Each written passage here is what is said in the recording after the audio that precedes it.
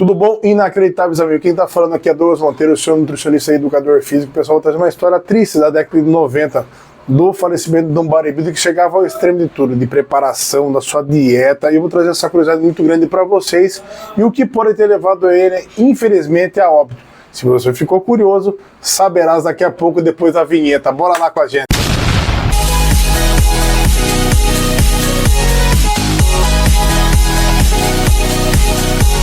Mas é claro, pessoal, antes de começar esse vídeo espetacular para falar desse bodybuilder da década de 90 aí, você não pode ficar do quê? De fora do quê?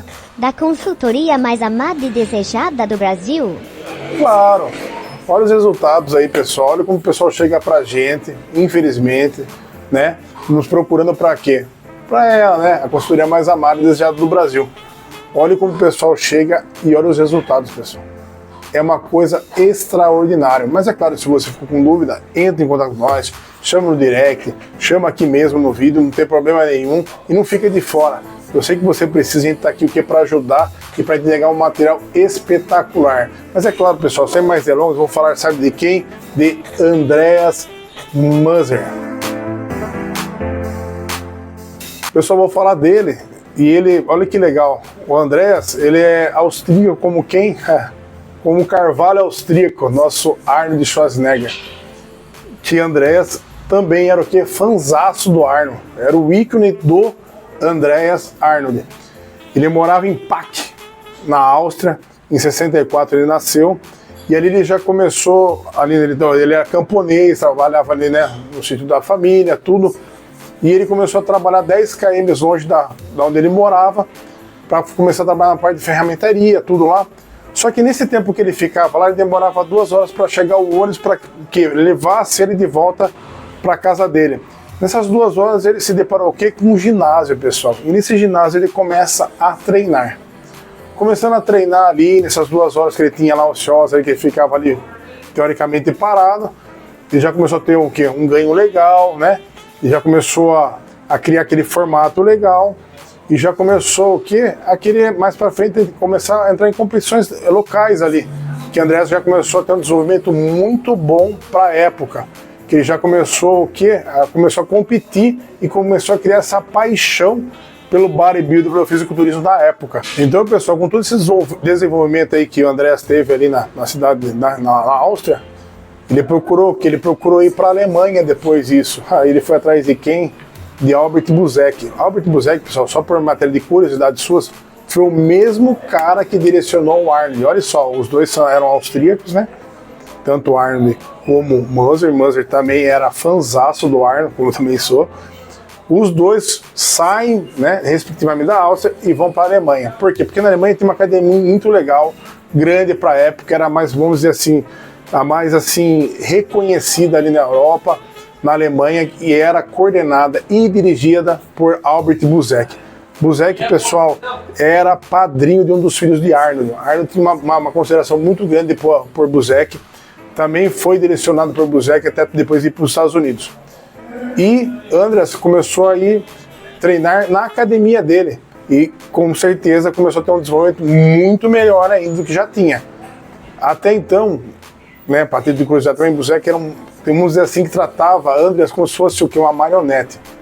Ele mantia-se, tanto na época do Arnold como do Andreas, mantia que ele cobrava que os caras ficassem extremamente definidos praticamente o ano todo, coisa que hoje em dia você sabe que o pessoal sai fora, né, desse método de ficar o quê? Um tempo definido para ficar o quê? Um pouco em off, até para o corpo descansar um pouco, porque você cobra muito do seu corpo de ficar desse jeito. Então, Buzek tratava os seus atletas como se fosse, desculpe o jargão, mas como se fosse uma marionete.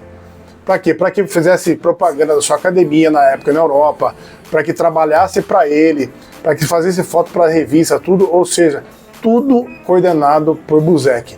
Então, ele até que meio que abusava dos caras nesse sentido de, sabe, sugar, né, os atletas da época, e mediante o que estarem ali trabalhando na academia dele, então ele usava toda essa imagem e cobrava essa alta performance o ano todo dos atletas que ficavam ali na sua academia. Então ele cobrava essa performance dos atletas. Isso já posso até falar para vocês que aí já começa uma coisa muito assim chata pro Munzer, que ele, além dessa cobrança, ele começa com certeza a abusar das paradinhas, que você já sabe, começa a usar muito a parte dos esteroides. Para vocês terem ideia, até falam-se também que o Buzek até não deixava os caras fazerem exame para a época, pessoal, não deixava procurar os médicos. Você viu o quanto ele abusava e tratava os atletas dele como se fosse uma marionete. Claro que Arno tem um respeito com ele, Arno também tem uma consideração com ele, até que né, foi padrinho de um dos filhos do Arno, mas enfim. No caso do Munzer, como ficou lá com ele na Alemanha e não foi embora para os Estados Unidos, então ele recebeu esse amparo de abuso, assim, nesse sentido de cobrança dele.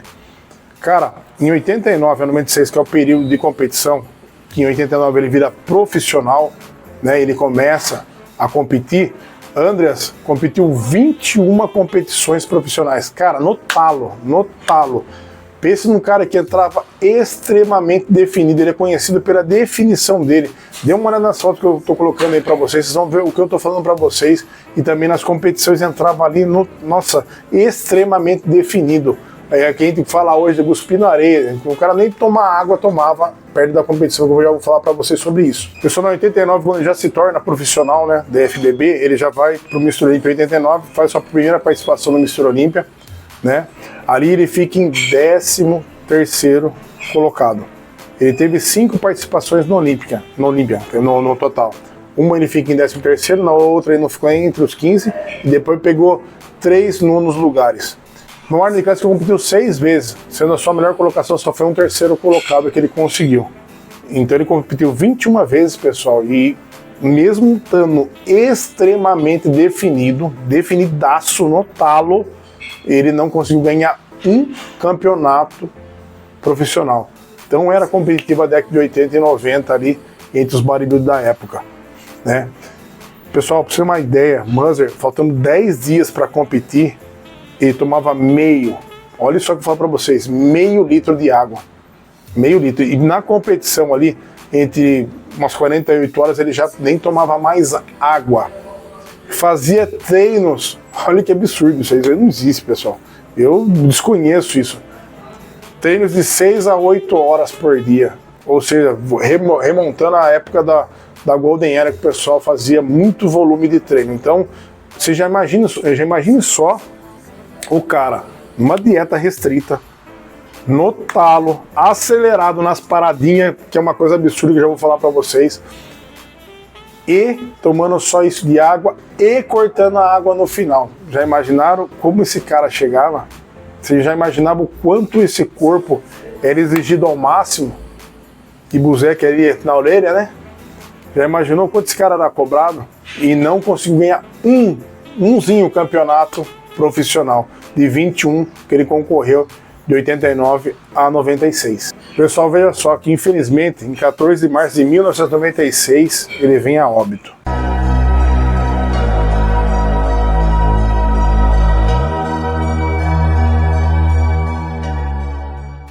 Dez dias mais ou menos antes já teve o Arnold Classic que ele participou, né? Não se classificou bem, né? Logo em seguida já foi para outro campeonato profissional, foi o São Francisco Pro. Dali já estava meio que passando mal, reclamando de dor estomacais, tudo. Pega o avião rumo, né, à Alemanha, voltando para a Europa. No avião ele já começa a passar mal. No avião ele já começa a tossir sangue. Isso mesmo que você ouviu, ele começa a tossir sangue e o avião remete ao que? Começa a ter que fazer uma parada de emergência devido ao estado clínico que já estava o Andreas.